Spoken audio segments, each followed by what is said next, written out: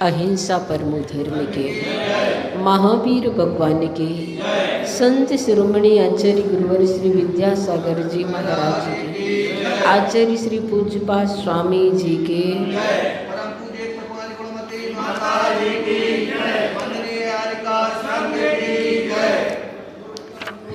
आज यहाँ पर हम इस बात को जानेंगे कि सौ के प्रति राग और पर के प्रति द्वेष उसका क्या प्रतिफल हुआ करता है। राग और द्वेष ये दो ऐसी चीज़ें हैं जो छद्मस अवस्था में संसारी प्राणी के पाया जाता है और उस स्थिति में वह प्रति समय अपने कर्मों का बंध किया करता है। तो यहाँ पर हमें समझना है राग और द्वेष ये चीज़ें क्रोध मान माया लोभ इनके अंतर्गत होती हैं, इनमें गर्भित हुआ करती हैं और उनको समझने के लिए आचार्य श्री पूज्यपाद स्वामी ने यहाँ पर बहुत अच्छी कारिका कही है और जिसमें कहा है कि ये संसारी प्राणी किस प्रकार से राग द्वेष करके अपने संसार को बढ़ाता रहता है। गाथा है यहाँ पर विराधिकाः कथम हंत्रे जनाय परिकुप्यति त्र्यंगुलं पातयन् पद्भ्यां स्वयं दंडेन पात्यते। इस गाथा में शत्रु के प्रति की जाने वाली भूल आचार्य पूज्यपाद स्वामी बता रहे हैं और कह रहे हैं कि विराध कहा अपकार करने वाला मनुष्य, हंत्री मारने वाले जनाए मनुष्य के लिए कथम क्यों परिकुप्यति क्रोध करता है। हम संसार में देखते हैं जो हमारा अपकार करता है उसके प्रति हमारा द्वेष का परिणाम बनने लगता है, उसके प्रति हमारा क्रोध का परिणाम बनता है, उसके प्रति हम शत्रुता का भाव धारण कर लेते हैं। तो यहाँ पर उदाहरण दिया जा रहा है त्र्यंगुलम 3 अंगुले वाले फावड़े आदि का भूमि पर पदभ्याम पैरों के द्वारा पातयन खोदने के लिए गिराता हुआ मनुष्य स्वयं दंडेन लकड़ी के जो वेट आदि होते हैं उनके द्वारा पात्यते गिराया यानी कि झुकाया जाता है। जो व्यक्ति गड्ढा खोदता है सबसे पहले वही उसमें होता है, जिसे गिराना है वो तो बाद में उसमें हो सकता है, नहीं भी हो सकता है, लेकिन हम गड्ढा दूसरों के लिए खोदते हैं तो सबसे पहले तो हम ही गड्ढे में होते हैं। इसलिए यहाँ पर आचार्य पूज्यपाद कह रहे हैं इस कारिका के माध्यम से कि तुम आवेग को दूसरों के ऊपर थोपना चाहते हो, यह तुम्हारा कितना अज्ञान है। दूसरा कोई मारने के लिए आता है, उसे देखकर तुम मारने के लिए आवेश में आ जाते हो, क्रोध में आ जाते हो, गुस्से में भर जाते हो, जबकि पूजन में हम पढ़ते हैं प्रतिकूल संयोगों में क्रोधित होकर संसार बढ़ाया है, संतप्त हृदय प्रभु चंदन सम शीतलता पाने आया हूँ। प्रतिकूल संयोग जब भी हमें मिलते हैं, जब भी हमारी इच्छाओं की पूर्ति नहीं हो पाती है, जब भी हमारे मन के माफिक कोई काम नहीं होता है, तो प्रतिकूल संयोग के मिलने पर हमारा मन क्रोध से भर जाता है। लेकिन मैंने पढ़ा कि इस धरती पर वह भगवान कभी नहीं बन पाता जो ईंट का जवाब पत्थर से देता है, जो चांटे का जवाब मुक्के से देता है, जो गाली का जवाब गोली से देता है। धरती का भगवान तो वो बनता है जो ईंट का जवाब फूल से देता है, गाली का जवाब गीत से देता है, चांटे का जवाब अपने दोनों हाथों को जोड़ करके देता है। जिस घर में एक गलती करता है और गलती करने वाला अपनी गलती को मानने के लिए तैयार नहीं होता है, अपनी गलती की क्षमा मांगने के लिए तैयार नहीं होता है, और सामने वाला किसी भी शर्तों पर उसे क्षमा करने के लिए तैयार नहीं होता है, उस घर में हमेशा नरक जैसा जीवन होता है। उस घर को बर्बाद होने से कौन बचा सकता है? लेकिन जिस घर में इससे विपरीत कार्य होता है कि सामने वाला अपनी गलती को मानने के लिए तैयार होता है, अपनी गलती को की क्षमा मांगने के लिए तैयार होता है, और सामने वाला हर स्थिति में उसे क्षमा करने के लिए राजी होता है, उस घर में स्वर्ग होता है। उस घर में हमेशा शांति कायम रहती है। इसलिए अगर किसी प्रकार से कभी कुछ हो भी जाता है, झगड़ा हो भी जाता है, झगड़ा होना कोई बड़ी बात नहीं है। जहाँ चार बर्तन होते हैं तो वहाँ थोड़ी बहुत तो आवाज़ होती है, लेकिन झगड़ा होने के बाद तुरंत बाद एक दूसरे से बोलना प्रारंभ कर दें, तुरंत हाथ जोड़कर जय जनेंद्र कर लें, अन्यथा वह झगड़ा बैर में परिवर्तित हो गया तो आपको मालूम है कमठ और पार्श्वनाथ का वैर कितने भवों तक चलता रहा। जब गुस्से में हम होते हैं तो हमें पता ही नहीं रहता है कि हम क्या कर रहे हैं। एक व्यक्ति अपने किसी मित्र के लिए गुस्से में पत्र लिख रहा था, उसमें 50 तो गालियां थी और बड़ी कड़वी भाषा थी। जब वह पत्र लिख रहा था, इसी बीच उसका प्रिय मित्र उससे मिलने के लिए आया। मित्र ने उससे कहा, एक बात कहूँ?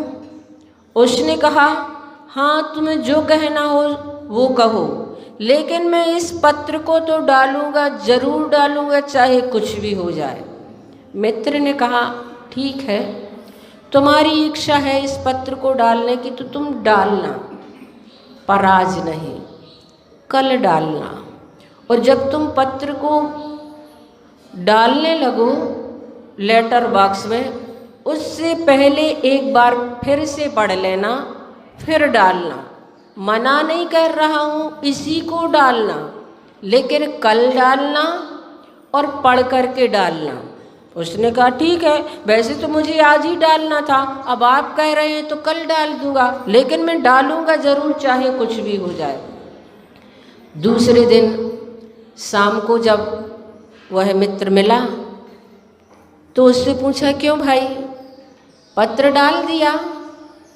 तो उसने बड़ी शर्मिंदगी से अपना सिर नीचा करके कहा, हाँ डाल दिया। उसने पूछा, कहाँ डाल दिया? तो कहने लगा, कचरे के डिब्बे में। क्यों? तुमने तो लेटर बॉक्स में डालने के लिए लिखा था ना। कहने लगा, मुझे स्वयं विश्वास नहीं हो रहा, स्वयं भरोसा नहीं हो रहा कि मैंने वो पत्र कैसे लिख दिया। इतनी कड़वी, इतनी ओछी भाषा मैंने कैसे प्रयोग कर ली। आपने मेरी आंखें खोल दी। किन शब्दों में मैं आपका आभार व्यक्त करूं। वास्तव में मुझे बहुत बड़े अनर्थ से आपने बचा लिया। मित्र ने कहा, बात ऐसी है कि शराबी के शराब का नशा और क्रोधी के क्रोध का भूत जब उसके सिर पर सवार होता है तो हकीकत से बहुत दूर होता है। जब उसका क्रोध का भूत उतरता है तब उसे बात समझ में आती है। तो बंधुओं, क्रोध में हम ऐसे अनर्थ कर बैठते हैं जिसका अंत सिर्फ पछतावा ही हुआ करता है। और कहा जाता है जब क्रोध आता है तो विवेक की चटकनी लगा करके आता है। ऐसा यह क्रोध हुआ करता है, बहुत अनर्थ करने वाला होता है। आज हम देखते हैं क्रोध के कारण कैसे कैसे पति पत्नी के बीच में जब झगड़े हो जाते हैं तब जिंदगी उनकी ऐसी बर्बाद हो जाती है कि दोनों का ही जीवन कहीं का नहीं रह जाता। इसलिए पति पत्नी का क्या संबंध होता है, इस बात को अगर तुम्हें समझना है तो राम और सीता के चरित्र को उठा करके देखो, उनका कैसा जीवन था। पिता और पुत्र का, माँ और बेटे का, सास और बहू का, भाभी और देवर का क्या पवित्र रिश्ता होता है। भाई भाई का क्या अटूट रिश्ता होता है। ये सारी चीज़ें देखना है तो राम, लक्ष्मण और सीता के जीवन में देखें कि वास्तव में उन्होंने अपने जीवन में किस प्रकार से मर्यादा में रह करके जीवन जिया। तभी वे मर्यादा पुरुषोत्तम प्रभु श्री राम कहलाए। आज तो हम एक घर में एक ही छत के नीचे बैठते हैं पर हमारा आपस में संवाद ही नहीं होता, एक दूसरे को देखकर बोलचाल ही नहीं होता है। पति और पत्नी में इस प्रकार के तनाव बढ़ते चले जाते हैं कि तलाक की स्थितियां आ जाया करती हैं। मैंने पढ़ा एक बार शाम के टाइम पति पत्नी में झगड़ा हो गया, झगड़ा कुछ ज़्यादा ही हो गया, आपस में बोलचाल बंद हो गया। पति ने शाम के एक चिट लिखी, उस पर लिख दिया कि मुझे सुबह 6 बजे की ट्रेन पकड़नी है, बॉम्बे जाना है, 5 बजे उठा देना। चिट रख करके आराम से सो गया। सुबह जैसे ही नींद खुली, घड़ी में देखा 7 बज गए। बड़ा गुस्सा आया। मैंने कहा था कि मुझे 5 बजे जगह देना और 7 बज गए। लेकिन तभी इधर उधर देखा तो एक चिट रखी थी उसके पास जिसमें लिखा था 5 बज गए हैं, उठ जाइए। ऐसे हिंदुस्तान और पाकिस्तान जैसे हालात हमारे चल रहे हैं और हम कहते हैं कि हम साथ साथ हैं। ऐसी स्थितियां बन रही हैं बंधु। ये क्रोध हमारी जिंदगी के लिए कितना खतरनाक होता है, हम स्वयं अनुभव करते हैं। उसके लिए हम स्वयं जानते हैं। आचार्य श्री कहा करते हैं कि क्रोध करना यानी कि दूसरे की गलती की सजा अपने आप को देना।